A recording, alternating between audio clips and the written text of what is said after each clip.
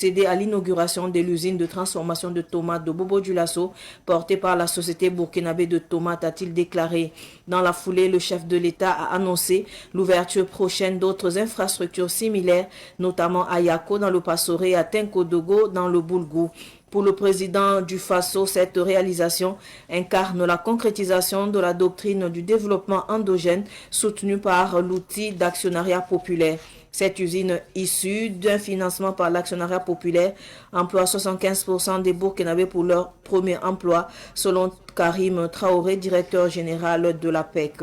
À cette occasion, le président du Faso a exhorté l'ensemble de Burkinabés tant à l'extérieur qu'à l'intérieur à souscrire massivement au programme de la PEC afin de soutenir le processus d'industrialisation et de participer activement au développement durable du Burkina Faso.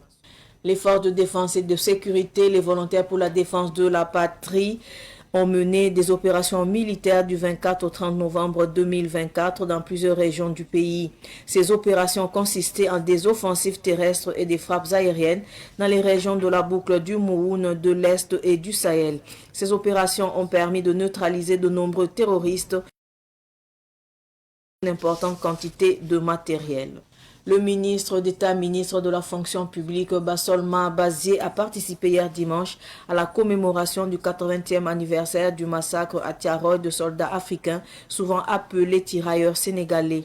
On rappelle, le 1er décembre 1944, plusieurs soldats africains avaient été massacrés au camp de Tiaroy près de Dakar par l'armée française. Ces soldats revendiquaient leur prime de démobilisation.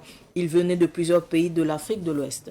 Ce Flash Info est terminé. Merci de l'avoir suivi. L'info continue sur Savane TV. Au revoir. Vous pouvez réécouter les Flash Info de Savane TV à tout moment sur votre téléphone si vous avez un numéro orange. Composez le 3 2 1 sur votre téléphone, lancez l'appel et suivez les instructions.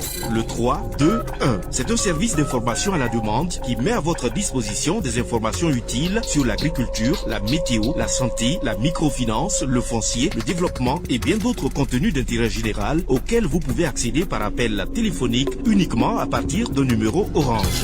3 2 1, un service de Viamo Burkina.